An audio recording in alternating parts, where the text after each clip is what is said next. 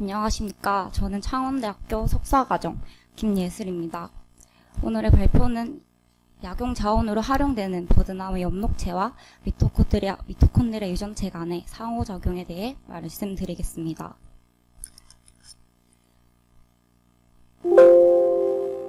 발표 순서는 서론, 재료 및 방법, 결과, 그리고 고찰 순으로 진행하겠습니다. 버드나무는 북반구에 널리 분포하는 다년생 식물로 암꽃과 수꽃이 다른 개체에 피는 자웅이주 식물입니다. 꽃과 열매 형태는 다음과 같습니다. 또한 버드나무는 살리신이라는 주요 화학 성분을 가지고 있어 이 화학 성분은 오랜 기간 약용으로 사용되어져 왔습니다. 버드나무 껍질에서 추출한 살리신을 정제하여 살리실산을 구한 후 아세틸화한 성분이 우리가 바로 알고 있는 아스피린입니다. 버드나무는 오래전부터 활용되어져 왔으며 동의보감에도 기록되어져 있습니다. 열과 통증 완화 효과가 있어 민간요법으로 류머티즘 질환, 요통, 치통, 그리고 두통 치료에 사용되었으며 현재는 살리실릭 글리코사이드가 이러한 효과에 기여한다는 것이 알려져 있습니다. 또한 버드나무는 폴리페놀과 플라보노이드 등 다양한 생리활성 화합물을 포함하고 있어 이런 성분들로 인해 해열, 진통 및 항염증 효과가 있습니다. 그러나 버드나무 성분을 이해하는 데 중요한 유전체 연구가 여전히 부족한 상황입니다.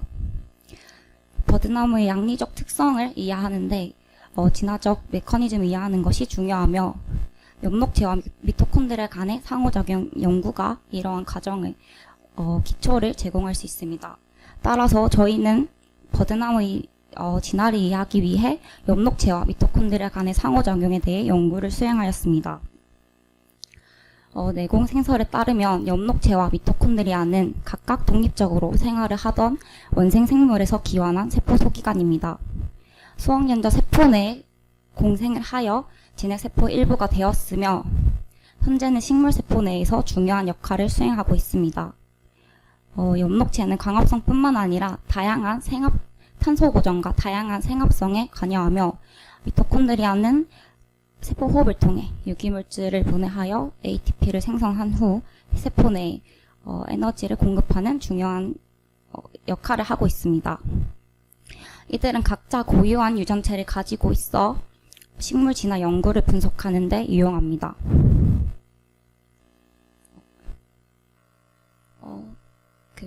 버드나무는 잡종화가 빈번하게 일어나는 특성을 가지고 있어 서로 다른 유전적 특성을 가질 수 있다는 특성이 있었습니다.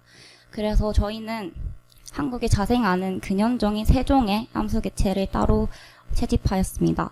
그리고 버드나무 진화적 패턴을 이해하기 위해 엔시비아에서 엽록체와 미토콘드리아 유전체가 모두 등록되어 있는 8종의 버드나무 서열 데이터를 수집하였습니다. 저희는 신선한잎에서 추출한 DNA를 사용하여 엽록체와 미토콘드리아 유전체를 시퀀싱하였고 유전체 서열을 확보한 후 다음과 같은 비교 분석을 수행하였습니다. 그리고 유전자의 진화 속도를 확인하기 위해 선택 압력 분석을 수행하였으며 엽록체와 미토콘드리아 간 상호작용을 이해하기 위해 서열 유사성을 분석하였습니다. 또한 엔시비아에서 확보한 8종의 버드나무 서열 데이터를 가지고 다음과 같은 과정으로 11종의 버드나무 크로노그램을 구축하였습니다. 저희는 근현종 3종의 암수개체의 서열을 해독하였으며 엽록체와 미토콘드리아 유전체 간의 특성을 이해하기 위해 이들 특징을 분석하였습니다. 엽록체 유전체는 약 155kbase 페어의 크기를 가지고 있었으며 전형적인 4분면 구조였습니다. 미토콘드리아 유전체는 약 705kbase 페어의 크기의 원형 구조였습니다. 이처럼 식물에서는 미토콘드리아 유전체의 크기가 엽록체에 비해 훨씬 큰 경우가 많으며 이는 빈번한 유전자 교환과 풍부한 반복설과 같은 여러 요인에 의해 발생합니다. 또한 두 소기관 유전체의 반복 서열을 분석한 결과 반복 염기 서열의 양과 길이는 유전체의 길이와 밀접하게 관련이 있었습니다. 저희가 분석한 유전체 정보와 엔시비아에서 확보한 버드나무 서열로 비교 분석을 수행하였고 이들의 분기 시점을 추정하고 접종화 여부를 확인하였습니다. 열한중이 버드나무 엽록체와 미토콘드리아 트리는 약 2400에서 2600만 년 전 올리고세의 분화가 시작된 것으로 나타났으며 섹션을 기준으로 A, B, C 그룹으로 나뉘었습니다. 엽록체 트리에서는 약 1500만 년 전 마이오세에서 분화가 시작된 C그룹을 제외하고는 대부분 최근에 분화가 되었습니다. 미토콘드리아 트리는 A그룹 제외한 B와 C에서 마이오세의 분화가 시작된 것으로 나타났습니다. 이러한 결과는 엽록체가 최근에 분화하였으며 구조적 안정성을 반영합니다. 또한 미토콘드리아 트리는 엽록체보다 분화 간격이 넓음을 알 수 있는데 이는 엽록체보다 분화가 오랜 시간 분화가 일어났음을 알 수 있습니다. 그림에서 보시듯 C그룹이 단계통을 형성하나 엽록체와 미토콘드리아 간의 토폴로지 브리치가 관찰되었습니다. 또한 이들 A그룹에서도 이들 암석기체가 단계통이나 토폴로지 브리치가 관찰되었으며 이는 미토콘드리아가 더 빠르게 진화하였으며 미토콘드리아 분화가 완료된 후에 엽록체가 분화했기 때문으로 해석됩니다.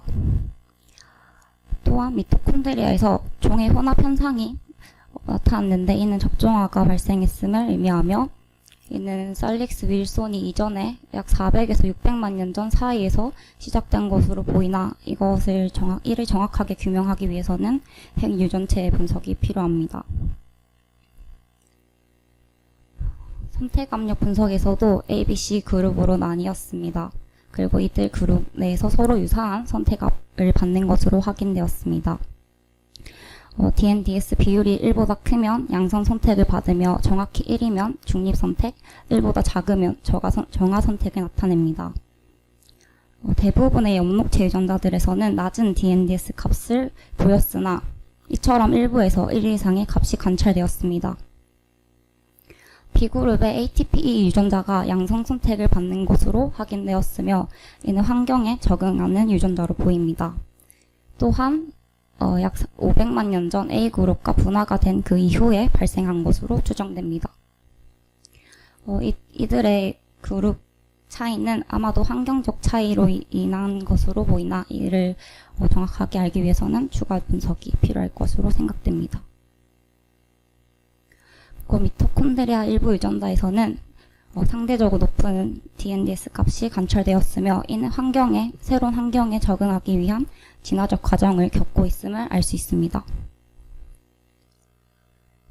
엽록체와 미토콘드리아 간 유전자 이동 관계를 보기 위한 상호작용 분석에서도 마찬가지로 ABC 그룹으로 나뉘었습니다.